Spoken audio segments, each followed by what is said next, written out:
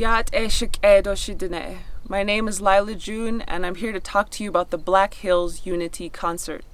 This concert is meant to raise awareness about the Black Hills, which are located in western South Dakota and are the most sacred place to the Lakota, Dakota, Nakota, Cheyenne, and other Plains tribes. We are having this concert because we want the world to know the story of the Black Hills. We want the world to understand what this place means to the people and why it was taken away from them. For tens of thousands of years, if not more, these tribes would come to this place solely to pray. They weren't even permitting themselves to live there because it was such a sacred place. And in the Fort Laramie Treaty, these sacred Black Hills were promised to the Lakota, Nakota, Dakota, Cheyenne, and other tribes in perpetuity. Now, the treaties are, by our own federal courts, considered the supreme law of the land. This means that these treaties cannot be broken. Unfortunately, a few years later, gold was found in the Black Hills, resulting in a gold rush. And the most sacred place that these tribes had been going to offer their prayers, to do their vision quests, to do their sun dance and their sweat lodge, was plundered. And at that time, the tribes were very concerned, and they fought very hard for many, many decades to get the Black Hills returned to them. And it came where the Supreme Court even saw the case about this, and they ruled in favor of the Lakota, Nakota, and Dakota peoples. But instead of returning the land to the tribes, as this treaty had promised, instead they said, you know what, we're wrong, and we took this land from you.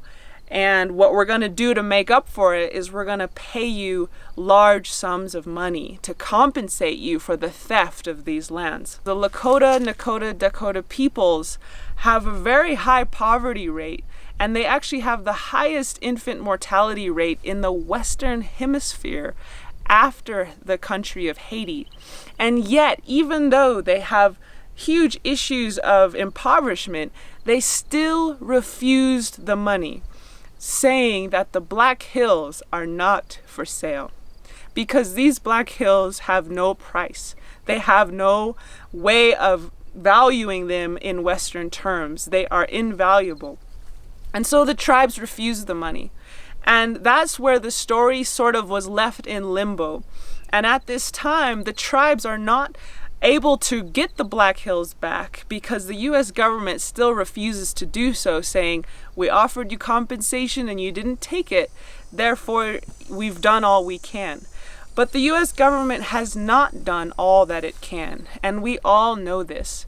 And so the Black Hills Unity Concert is meant to raise awareness and to galvanize energy, motivation, alliances, and support to start turning the wheels to get these hills back into the guardianship of the Plains tribes.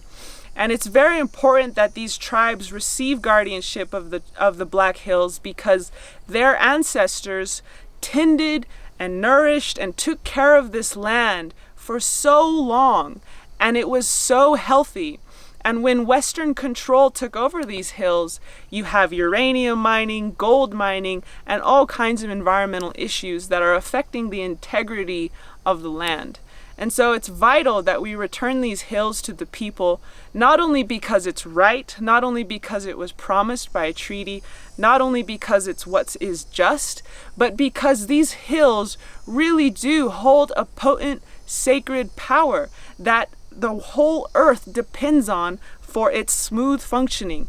These Black Hills are like a doorway. They're like a gateway between the spirit world and the physical world. And we need this site so that we can continue to keep the prayers going, to keep this doorway open.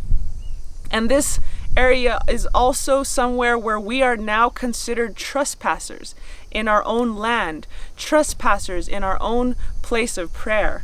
And we need to create some kind of agreement to not only honor this sacred site, but to honor the sacred sites around the country and around the world.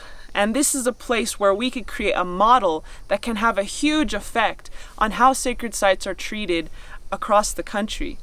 And it's very important that we do this concert in the most delicate and respectful way possible, because this is not a place to hold any type of concert. This is a place to hold a concert that is in and of itself a manifested prayer. And so when we have these musicians coming, musicians like Prolific the Rapper, who did a lot of service at the Standing Rock movement, musicians like Rey Zaragoza, who is trying to bring awareness about environmental issues, artists like Juan Blichea, who's indigenous to the Oglala community and is really raising awareness about returning to traditional, sophisticated, sustainable lifestyles. All of these artists are coming not just to sing, not just to put on a performance, but they're coming to pray. They're coming to give a message to the people that will heighten our awareness about what we need to do as human beings on this earth right now. And so this concert is designed very carefully, and we have it such that we will have workshops, we'll have speakers and films, we will have a water protector honoring ceremony, and we will have a special school that will be available to Lakota youth. And it will be a school where the elders come and give their knowledge to pass on to the next generation. We are losing elders so quickly, and a lot of them are passing away faster than we can keep up with. And at this time, our elders say it's very important to start transferring the knowledge that they hold to the next generation.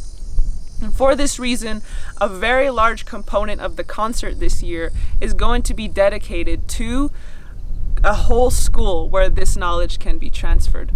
And so we invite you to come. We invite you to come to the hills to pay your respects and to network, because this concert is not just a place to raise awareness about the Black Hills issue. It's also a place to raise awareness about other issues affecting Indigenous communities now. Issues such as language extinction, issues such as uranium contamination, water protection, missing and murdered Indigenous women, and many other youth suicide, and many other issues that are affecting Native communities across the country and across the globe.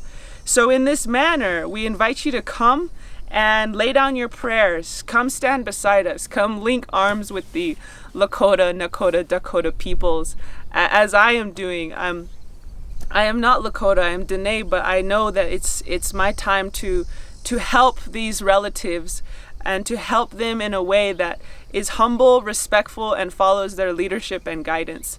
And so we'd love for you to come. It's September 8th through 10th in Piedmont, South Dakota at the Elk Creek Resort. And it's a place where we can all unify, not only unify the tribes, the Oceti Sakowin, but also unify across races, across religions, across classes, across all of these orientations that divide us, and unite behind the sanctity of the Black Hills. So please come, and please, even if you feel it, like you're in a position to help, we would love some support financially. We'd love some support in terms of media. We'd love support in terms of Indigenous leadership. But a lot of our grants that we applied for fell through, and we did not receive the funding. And so we are also in need of help just to have the basic funds necessary to get all the artists there, put up all the elders in a hotel, rent the porta potties, and all those little logistical things that cost money. So if you have a space or time or ability to help in that manner, we'd also appreciate it very much. But thank you for your time. Thank you for listening. And we hope to see you there so that we together can return the guardianship of the Black Hills to the great Sioux Nation as it was always meant to be. So thank you for your time, and we'll see you there.